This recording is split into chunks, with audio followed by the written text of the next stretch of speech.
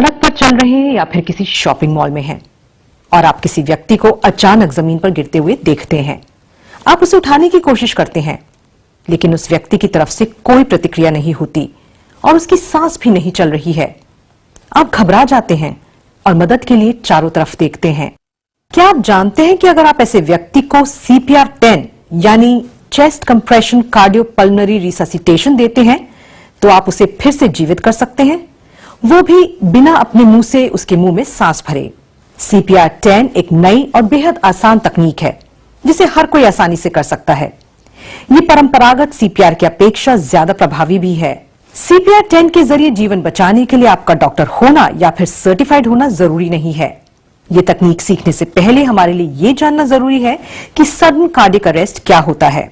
Sudden cardiac arrest, इस स्थिति में हृदय का इलेक्ट्रिकल कंडक्टिंग सिस्टम फेल हो जाता है, जिसकी वजह से हृदय अपनी सामान्य गति से बहुत तेज, 1000 गुना तेज, नियमित गति से नहीं धड़कता हुआ तेज गति से धड़कता है। इसको वेंट्रिकुलर फिब्रिलेशन कहते हैं।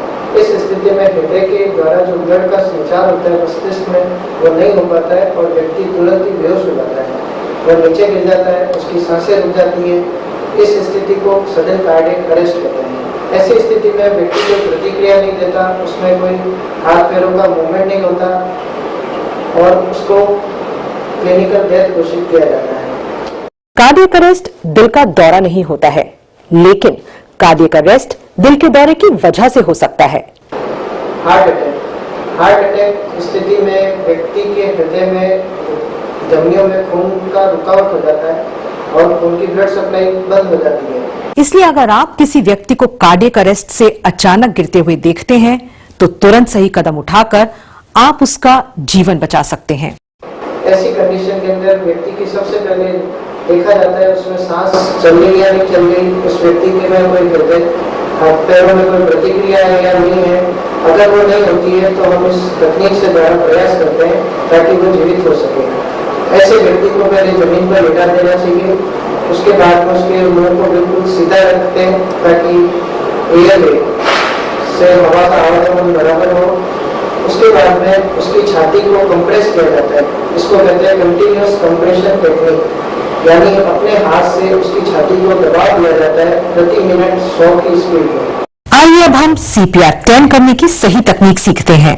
सडन कार्डियक अरेस्ट से गिरे हुए व्यक्ति को पीठ के बल जमीन पर सुला लें, उसके बाजू में जैसे मैं बैठा हूँ वैसे घुटनों के बल बैठ जाएं, ऐसे खड़े हो जाएं और सबसे पहले उस व्यक्ति की नर्व देखें, यह नर्व चल रही है या नहीं चल रही है। यह नर्व नहीं चल रही है, फिर उसके सांस की प्रक्रिया को देखें, छाती ऊपर नीचे आ रही है या नहीं आ रही है। अगर और कंफर्म करना है तो नाक के पास कान ले जाकर देखिए कि श्वास आ रहा है या नहीं आ रहा है। अपनी तरफ से श्योर हो जाए नर्व्स नहीं चल रही है, श्वास की गति नहीं चल रही है, फिर CPR शुरू करें। CPR शुरू करने से पहले अपने हाथ से 1 फुट दूरी से मुक्का मारें, जितना जोर है कि ये मुक्का मार सकता है ऐसे मुक्का मारें। इसको मेडिकल थंब वर्जन कहते हैं। इसके बाद में CPR की प्रक्रिया के अंदर अपना एक हथेली दोनों निकल के बीच में सीने की हड्डी के बीचों बीच में रखें, दूसरा हाथ के साथ के अंदर फंसाएं और कोहनी सीधा रखें। अपने कंधे को इस व्यक्ति के ऊपर लाएं और जोर से दबाएं। इतना जोर से दबाएं 5 सेंटीमीटर या 1.5 से 2 इंच तक जोर से दबाएं। अपने हाथ को ऊपर में लें, हाथ पे नहीं रखें, धीमे से हल्के से छोड़ें ताकि सीना इलास्टिक लिक्विड से वापस आ सके। इस प्रक्रिया को 100 टाइम्स पर मिनट की स्पीड तेजी से करते हैं। यह प्रक्रिया तब तक चलनी चाहिए जब तक यह व्यक्ति जीवित नहीं हो जाता है या कोई मेडिकल सहायता आपको उपलब्ध नहीं हो जाती है, या एम्बुलेंस न आ जाए तब तक, या फिर डिफिब्रिलेटर मशीन जिससे शॉक दिया जाता है वो आ जाए तब तक ये प्रक्रिया चालू होती है। आमतौर पर 10 मिनट तक ये प्रक्रिया जारी रखें। अगर यह प्रक्रिया 10 मिनट के अंदर शुरू कर दी गई है तो 95% चांस से व्यक्ति जीवित हो सकता है। CPR 10 का मंत्र है क्लिनिकल डेथ के 10 मिनट के भीतर अगले 10 मिनट तक छाती के बीचों बीच लगातार और असरदार तरीके से 100 प्रति मिनट की गति से छाती को दबाते रहें। चेस्ट कंप्रेशन लगातार और बिना रुके हुए करना चाहिए।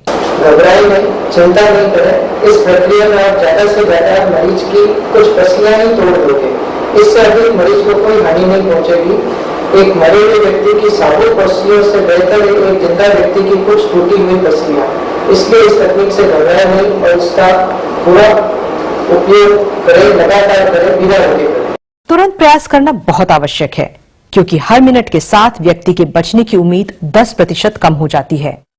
उदाहरण के लिए अगर आप 5 मिनट इंतजार करते हैं तो मरीज के बचने की उम्मीद 50% कम हो जाती है।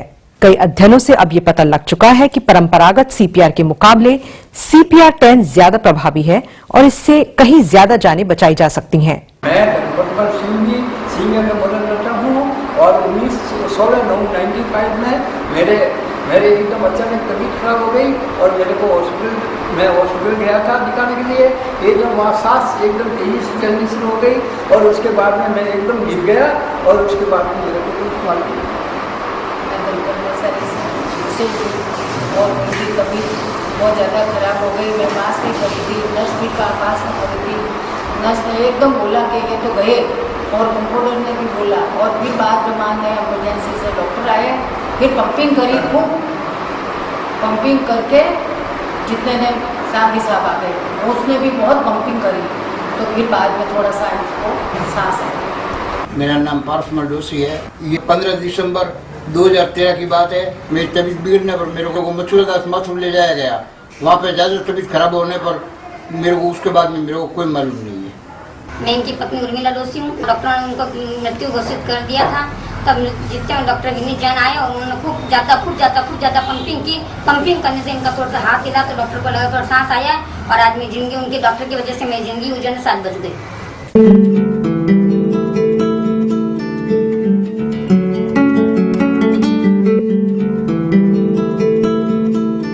सडन कार्डियक अरेस्ट बिना किसी चेतावनी के कहीं भी और कभी भी हो सकता है।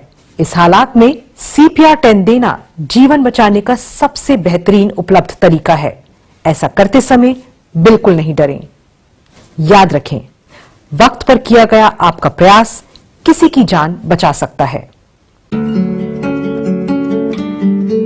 The only way to stop ventricular fibrillation is with a controlled shock to cause the heart to restart in a regular rhythm. That's called defibrillation.